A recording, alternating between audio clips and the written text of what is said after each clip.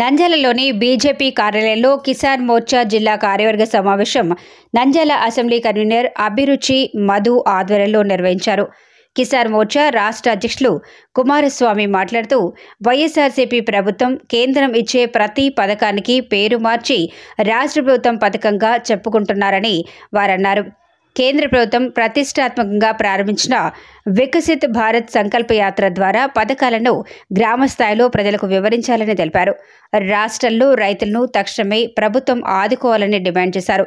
ఈ కార్యక్రమంలో రాష్ట్ర Kisan Morcha zonal in charge Chandrasekhar, state general secretary Surendra Reddy, micro irrigation state cell సభ్యులు భూమా రాజశేఖర్ రెడ్డి, సీనియర్ నాయకులు తూము శివారెడ్డి తదితరులు నాయకులు పాల్గొన్నారు. చిగురుపాటి కుమారస్వామి గారు రాష్ట్ర పర్యటనలో భాగంగా ఈరోజు మన నంద్యాలకి రావడం జరిగింది. మీరందరికీ కూడా press, electronic media, print media అందరికీ భారతీయ కిసాన్ మోర్చా శుభాకాంక్షలు తెలియజేస్తూ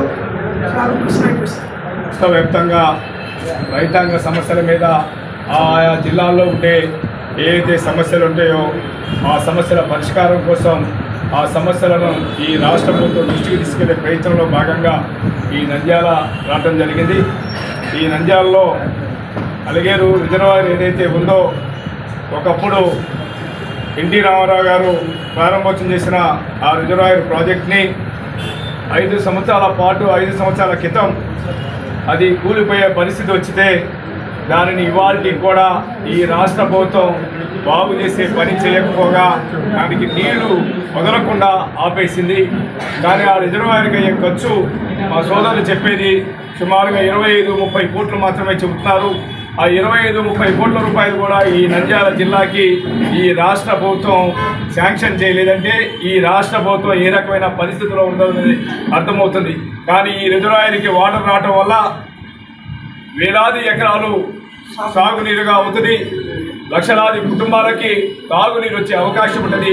అయినప్పటికీ కూడా చాలా తక్కువ బడ్జెట్ అయినప్పటికీ కూడా ఇది రైతు వ్యతిరేక ప్రభుత్వం కాబట్టి, రైతులకు సంబంధించిన ప్రాజెక్టు కాబట్టి నిమ్మకు నీరెత్తినట్టుగా 5 సంవత్సరాల్లో ఈ ప్రాజెక్టుకు 5 పైసలు శాంక్షన్ చేయలేదు. ఇవాళ ఈ ప్రభుత్వం ప్రజలకు వ్యతిరేకంగా ప్రవర్తిస్తుంది. ఇది రైతాంగం ఒక ఈ రాష్ట్రంలో ఏ ఒక్కరికి కూడా అనుకూలంగా ఈ ప్రభుత్వం లేదన్న విషయం వాస్తవం అంటలేదు. ఇవాళ విద్యార్థులకు కానీ, రైతులకు కానీ, రైతు కూలీలకు కానీ, పారిశ్రామికవేత్తలకు కానీ ఎవరికి కూడా ఈ రాష్ట్రంలో ఒక్కరికి కూడా అనుకూలంగా లేదు. కేవలం ఓటు బ్యాంకు రాజకీయాల కోసం మాత్రమే ఈ ప్రభుత్వం ప్రవర్తిస్తుంది తప్పితే రైతు వ్యతిరేక ప్రభుత్వంగా ప్రవర్తిస్తుంది. ఇవాళ ఈ రైతు ప్రభుత్వంలో రాష్ట్రంలో ఇవాళ కరువు మండలాలు ప్రకటించారు. ఈ జిల్లాలో కూడా ఒక 6 మండలాలు ప్రకటించారు.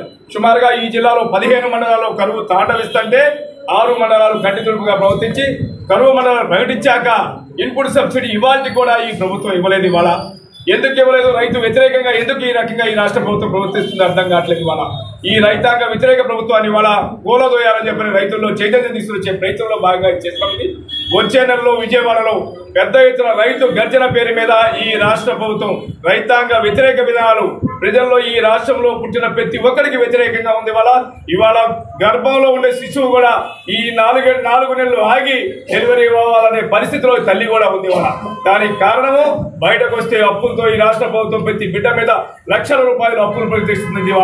ఈ అప్పులతో తల్లి కూడా ఏమంటుంది, 4 నెలల తర్వాత నేను డెలివరీ అయితే బాగుంటుందనే పరిస్థితిలో ఈ రాష్ట్ర ప్రభుత్వం కల్పించింది. వాళ్ళకి గర్భంలో ఉండే బిడ్డలను కూడా ఆ రకమైన ప్రభుత్వం ఇవాళ స్వతంత్ర చరిత్రలో ఈ రాష్ట్రంలో ఈ రకమైన ప్రభుత్వం ఇప్పటి వరకు రాలేదు. నంద్యాల ఆధారంగా ఇవాళ విత్తనం, నకిలీ విత్తనాలు రాష్ట్రం మొత్తం, దేశం మొత్తం పంపిస్తారు. దీని వెనకమాల ఈ ప్రాసెసింగ్ యూనిట్లు వైసీపీ నాయకులు నడుపుతున్నారు. ఇవాళ